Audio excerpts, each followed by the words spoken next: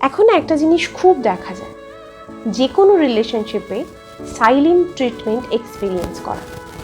যখন সামনের মানুষটার থেকে রিপ্লাই আসা বন্ধ হয়ে যায়, আপনার কাছে ফোন আসা বন্ধ হয়ে যায়, আর আপনি ভাবতে থাকেন যে কি হলো রে বাবা, সবই তো ঠিক ছিল আমাদের মধ্যে।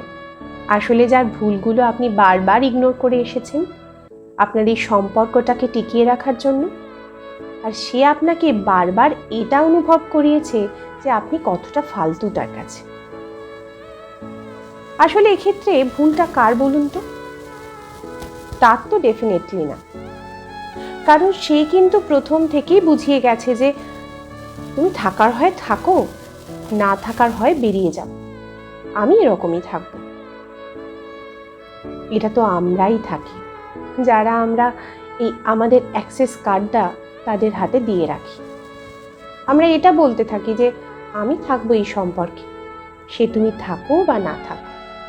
এরপর তো তাদের বিরুদ্ধে কোনো অভিযোগ করাই উচিত না, কারণ সে তো দরজাটা কবেই বন্ধ করে রেখেছে। আমরাই বোকার মতো সেই দরজায় নক নক করে গেছি।